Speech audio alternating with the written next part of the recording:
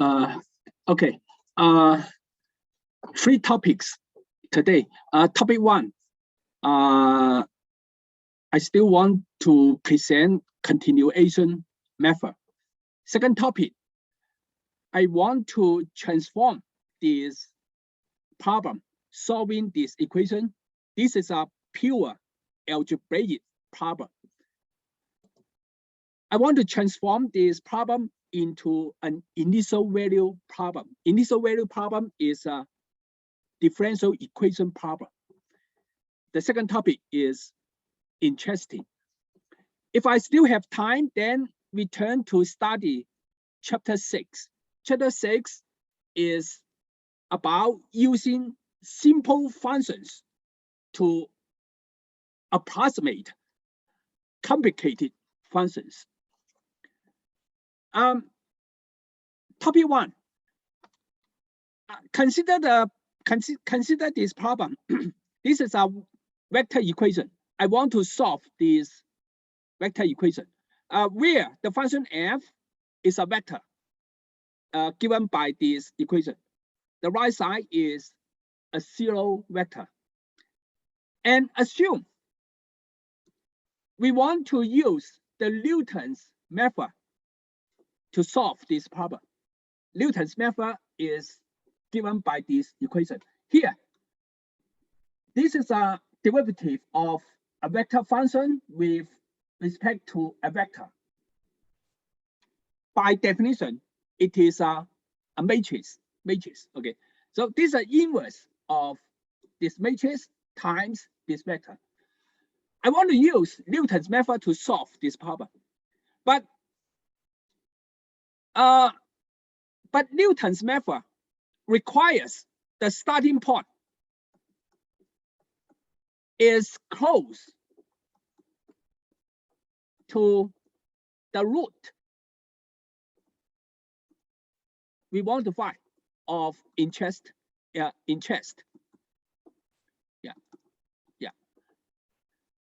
So if the root, if the starting point is far from the root that we want to find, Newton's method may not converge. That is a problem. It is a difficulty actually, because usually we don't know the root arrow. Even we have a starting point, we don't know the starting point is close to the root arrow or not. To overcome this difficulty,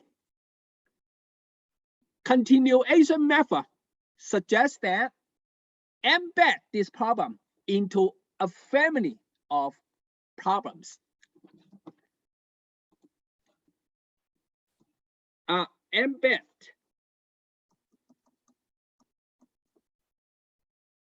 problem number one into the following family. The following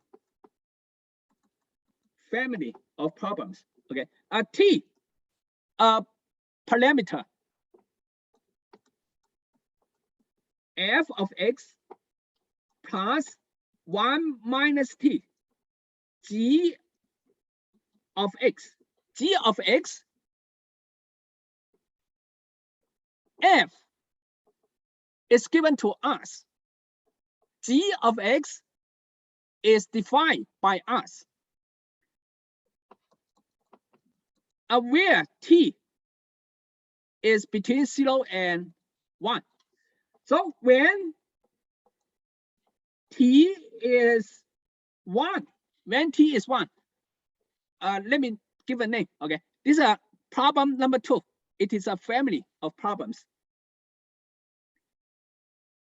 When t is 1, then problem 2 is the original problem. Okay, is t is 1, so is this problem original problem. When t is 0, problem 2 is t is 0, then problem 2 is this problem. Okay, and suppose Because this problem, we define this problem. Suppose we know the solution of this problem.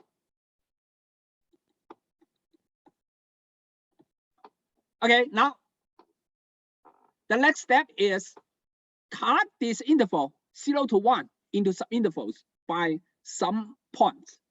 Okay. Okay, now snap points T0, T1, Tm such that T0 is 0, T1, T2, and Tm minus 1 less than Tm. Tm is 1. Okay.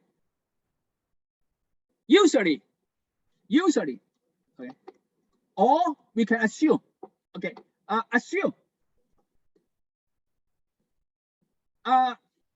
the function on the left side of equation 2, this function,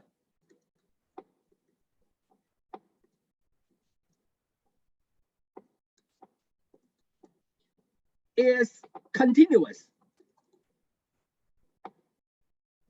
in t and x.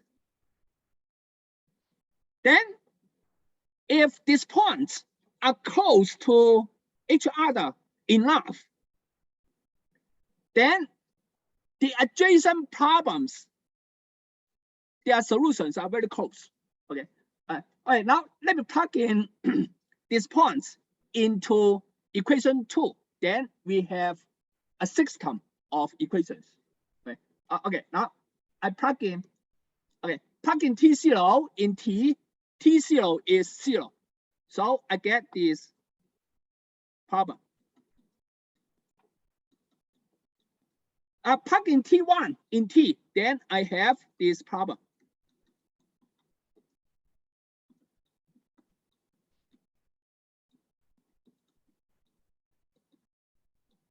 Plug in T2, then I have this problem.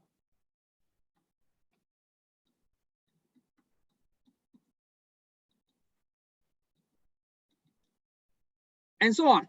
Plug in Tm minus 1, then I have this problem.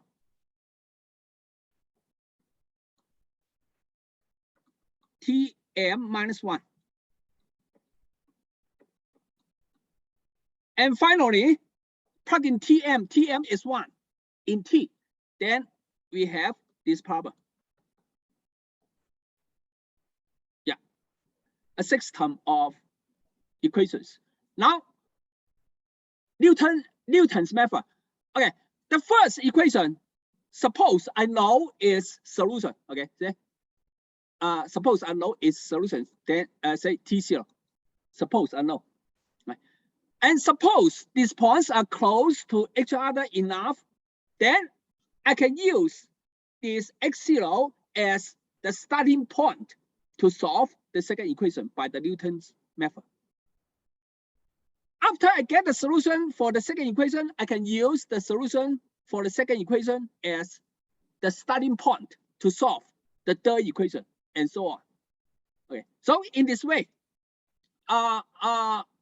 we can solve the problem that Newton's method requires the starting point is close to the root that we want to find.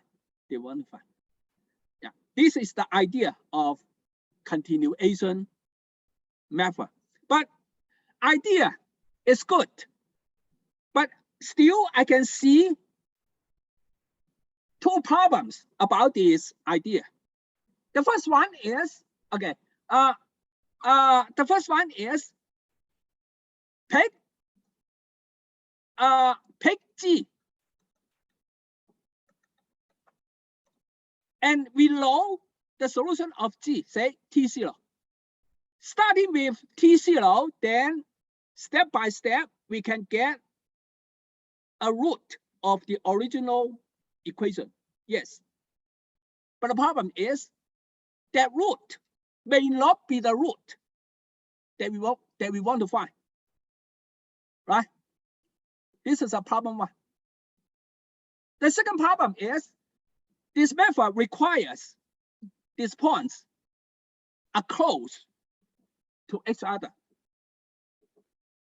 When we pick too many points, we need to solve too many equations by the Newton's method.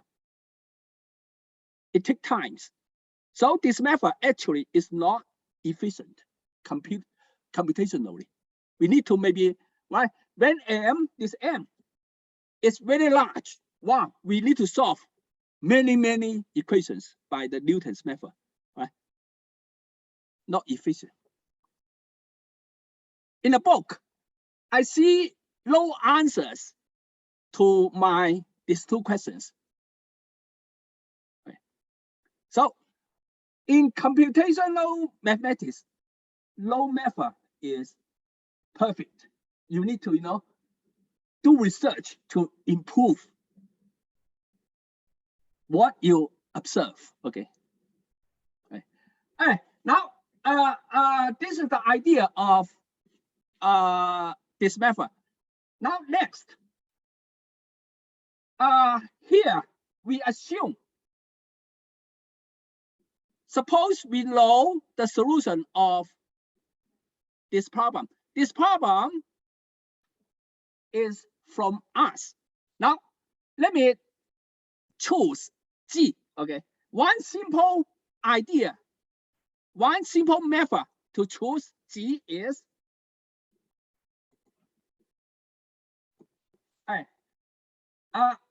let me define G. You can define any functions to G, actually. Okay, now let me define G. Yeah. Suppose that we know F given to us. Okay. And then arbitrarily pick a point, x0. Yeah. Define it. F we know. It is given to us. Okay. X0, arbitrarily pick. Okay. Arbitrarily pick a point. Okay, then I know the solution of this equation. The solution to this equation clearly is x0. x0. Okay. Arbitrarily pick upon x0. Then I define G, this function. Then x0 is a solution of this equation. Right. All right. Now, assume that we choose this function for G, then plug in this function into the family. Okay. Okay. Let me name equation 3. Right. Substitute equation 3 into the family. The family is equation 2.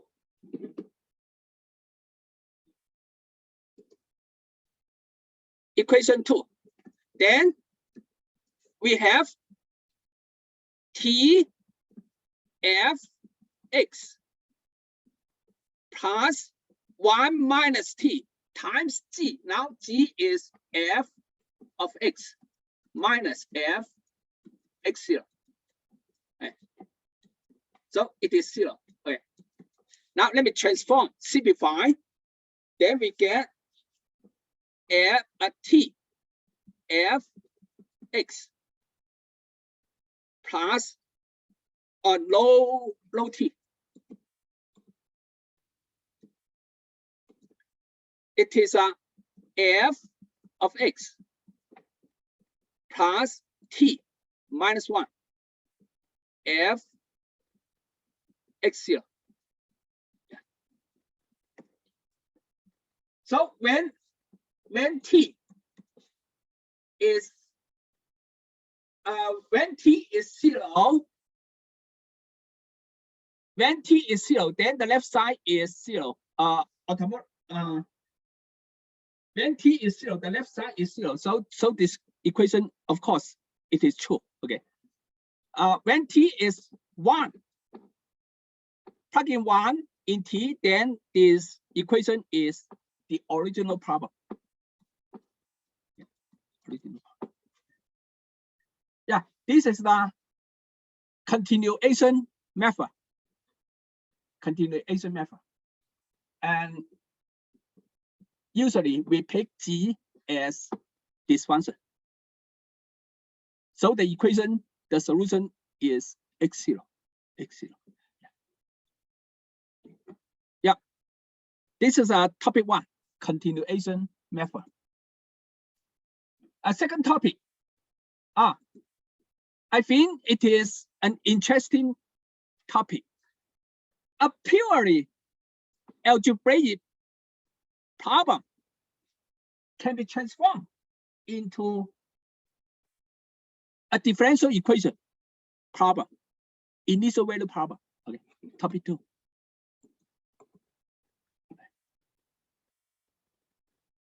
Okay, topic 2.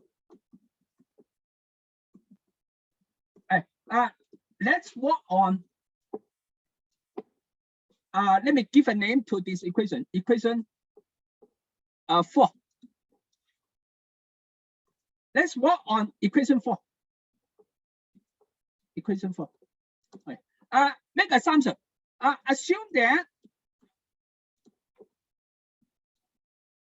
for each t, between 0 and 1, equation 4 has a unique solution. One and only one solution. Let me denote the solution by x of t. X, the solution depends on t. Depends on t. Okay, depends on t.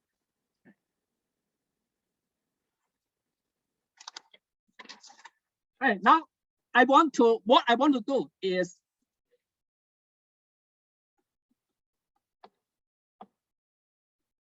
the solution of this equation, I transform it into the solution of an initial value problem. Okay.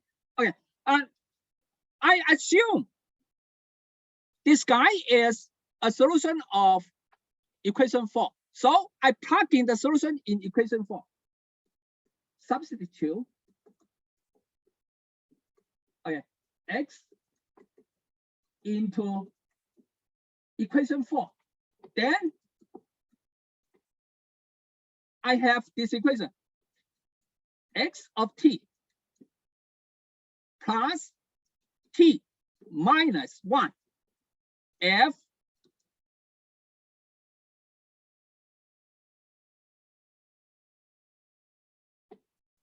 x0 is 0. Okay, now let me denote the left side by this notation. H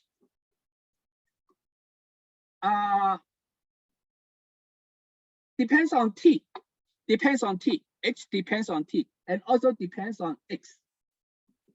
Yeah. Now I want to get a differential equation. Take derivative on h. Take derivative on h. Yeah. H t x t is equal to 0. And now take derivative on h. By the chain rule, take derivative on h with respect to t by the chain rule. Derivative on t plus derivative on the second variable x arrow. So remember, h is a vector value function. take derivative on vector value function with respect to a vector. This is a matrix. Okay, then times chain rule x derivative with respect to t, then it's 0. So the solution x of t, yeah, x of t, the solution satisfy this differential equation. Let me solve it. Okay, solve for x t. Move the first term to the right side, step by step. H derivative with respect to x. This is a matrix. Then move first term to the right side. In detail, of course, depends on t and also x. Now, move this matrix to the right side. Take inverse on the matrix.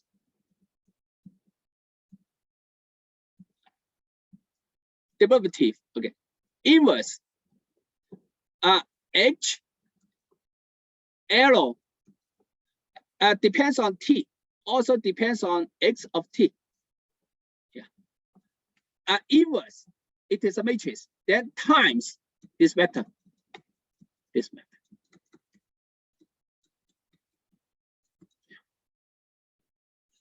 So therefore, the solution of this family satisfy this equation. Right. Recall that when time, when t is 0, when t is 0, t is 0, t is 0,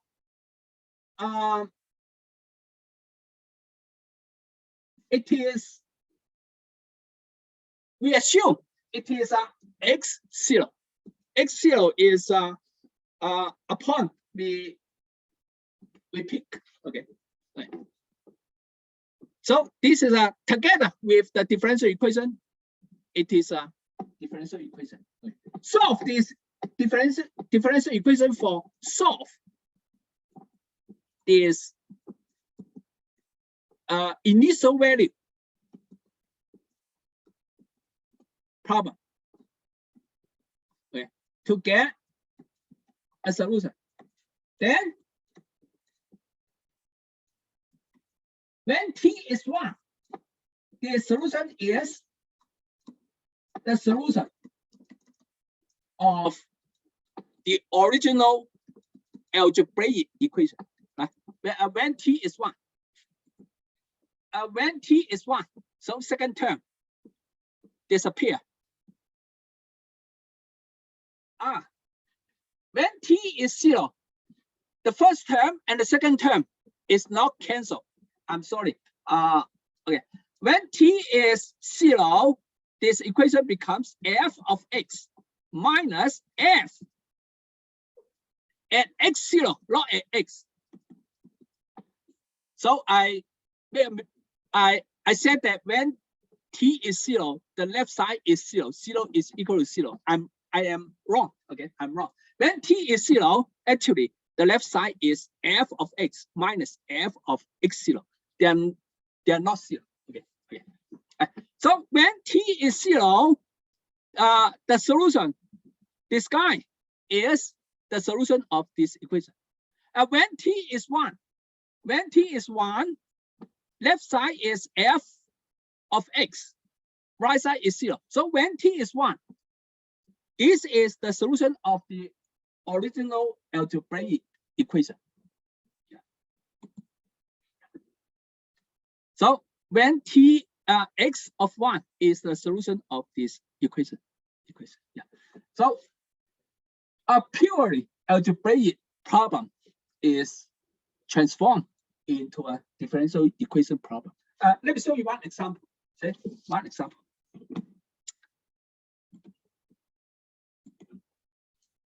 Example. Consider this function f of x, it is a vector value. X1 square minus 3x2 square plus 3. Yeah. Actually, this topic 2 is not related to continuation method topic 1. No relation. Yeah, this topic is just itself. It is interesting. Okay, interesting. 2, 6. Where vector x is, of course, is x1, x2. It is in R2. Okay, now let me pick a point. Okay, and select x0 to be 1, 1. This point. Okay. All right, now let's see for this particular function f, what is the corresponding differential equation? All right, let me define h first. By h, let me see. By h means f of x plus t minus 1. And then this is a constant vector. Solution. H t x. It is f of x plus t minus f x0. Now, I know f. F is this vector.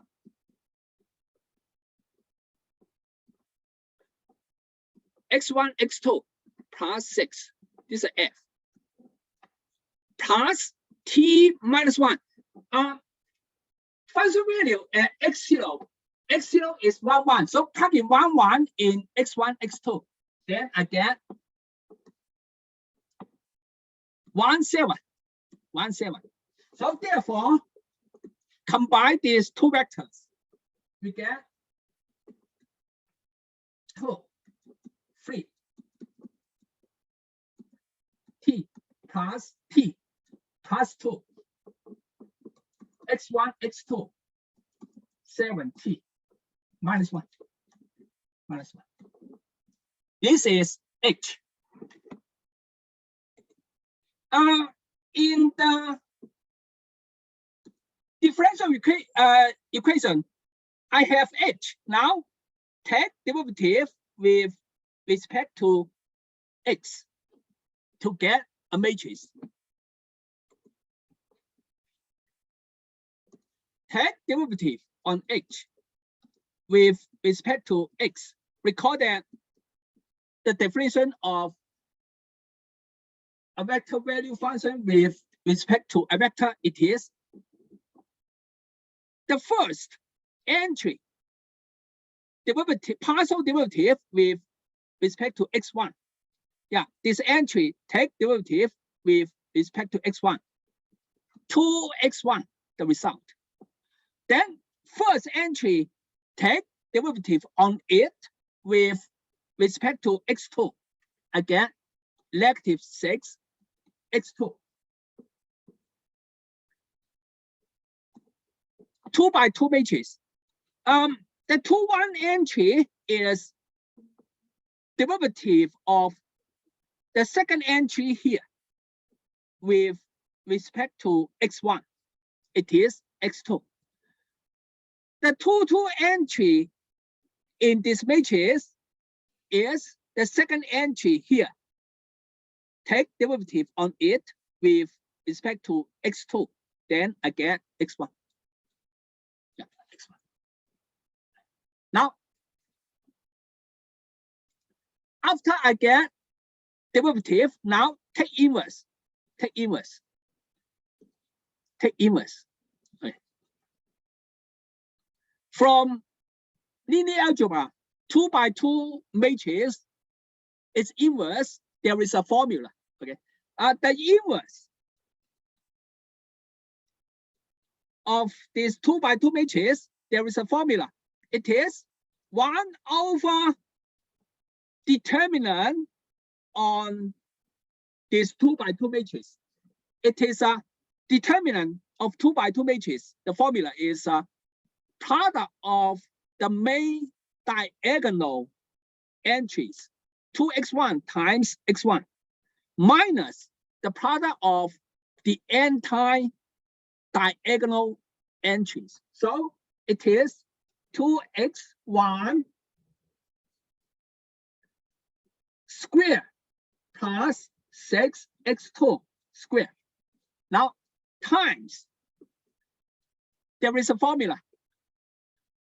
By the formula, we get the inverse of the matrix to be this matrix. Yeah. And now in this differential equation, now I have this. Okay. Now let me compare derivative with respect to t. T is a scalar. Take derivative on h. Yeah, this is h. With respect to t. Derivative with respect to t. A vector value function derivative with respect to a scalar. Okay. First entry, take derivative on t. It is 1. Second entry, take derivative with respect to t, 7. 7. And now I plug in the result into the differential equation here, into this differential equation. Then I get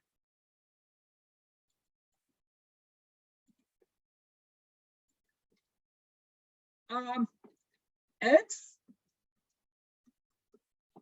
of t. The differential equation is this. Let me copy the equation. T x of t inverse times h t. T x of t. It is this matrix, the inverse is 1 over 2x1. Of course, this x1 depends on t. Plus 6x2 times x1 depends on t. x2 depends on t. x2 to x1. Then times this vector. This vector is 1, 7. 1, 7. 1, 7. Differential equation. Now, initial value is when t is 0, we select this point as the starting point. So when t is 0, it is 1, 1. 1, 1. 1, 1. Okay. Now solve this differential equation. Yeah, quite complicated. By hand, impossible. By computer, okay. Solve. This is a problem, say 5. Solve 5 by numerical differential equation. Okay, differential equation. This is a topic in chapter 8. In this class, we don't cover chapter 8. Okay. If you want to study how to solve numerically differential equation, take the class, take the next class. Next class is 5-4 something, 5-4-10 something. Okay, the course number. Solve 5 by numerical differential equations. Then we get the solution. We get the solution. Okay. The solution at 1 is equal to negative 2.961, 1.987. Yeah. When t is 1, x of 1 is the solution of the original algebraic equation. Yeah, algebraic equation. Okay, now the true solution. Okay, the true solution of this equation is easy to see that it is a free 2. Negative 3. So the numerical solution is close to the exact solution. Close, not exactly, because round of error. This is second topic. I present the second topic because I found it interesting. But the second topic is not related to topic 1. Not related to topic 1. I still have time. Let's turn to chapter 6. Okay.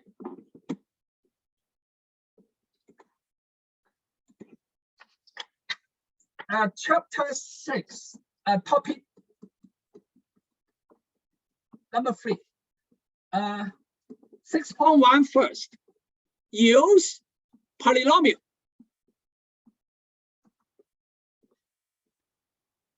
to approximate a function. Use polynomial to approximate a function. The function may be very complicated. The title is polynomial interpolation.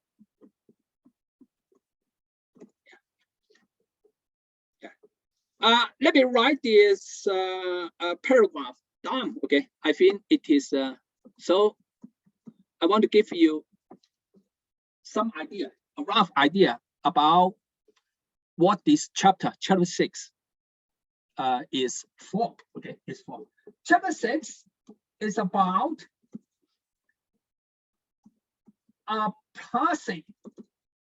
approximating a function f with a relatively simple functions.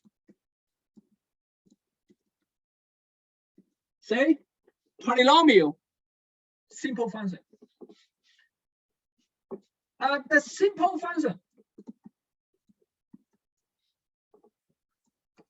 functions consider in this chapter.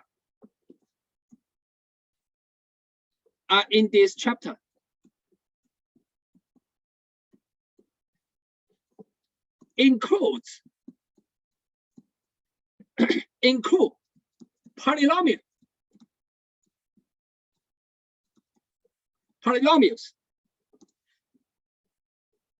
This is a section 6.1. Sprite functions.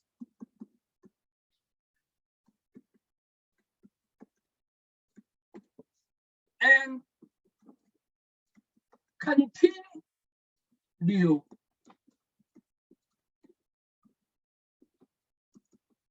fractions and so on.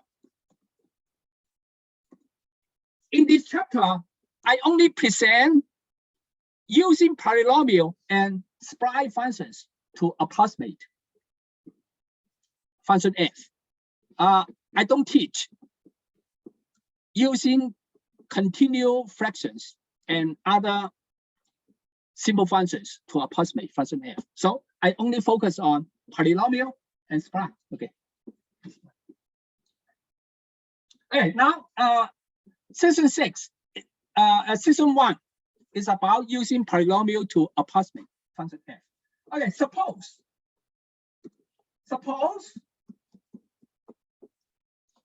we are given some values about function f. Okay, some values, some data about function f. X, y. We are given some values about function f. X0, and when at x0, function value of f is y0. At x1, the value of f is y1. At x2, y2. And at xn, yn. Where y is equal to f of x. All right, now what we want to do is, okay, we want to find or seek a polynomial.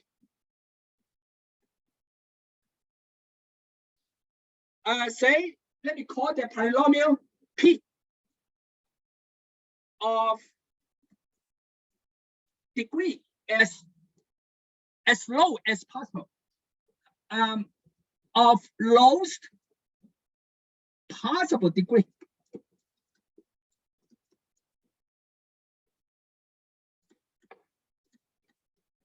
Okay, for which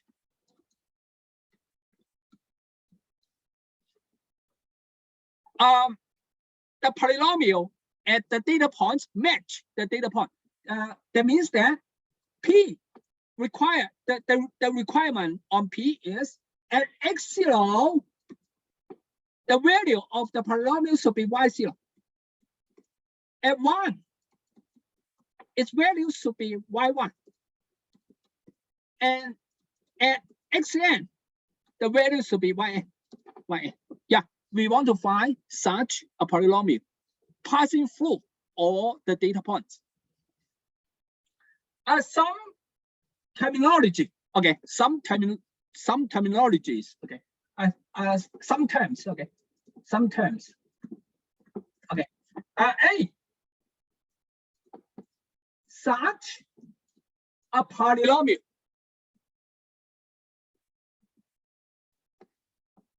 the degree as small as possible and passing through all the data points.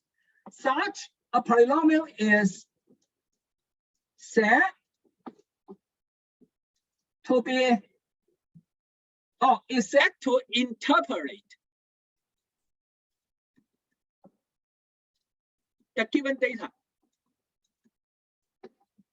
or interpolate the function f and the looks x0, x1, xn. We call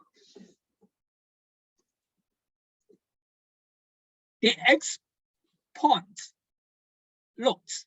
Okay, looks. Yeah, looks. Yeah. Second terminology is let me see. What is okay? The process of seeking a polynomial P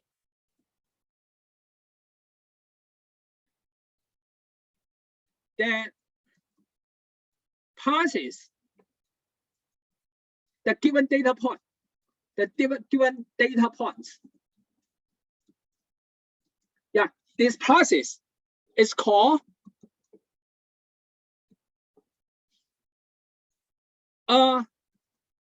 polynomial interpolation. Polynomial interpolation. Yeah.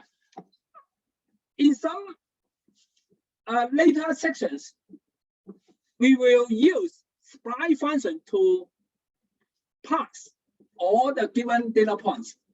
So looking for such spline function, this process is called spline interpolation. Now, here, polynomial interpolation. That means that find a polynomial that satisfies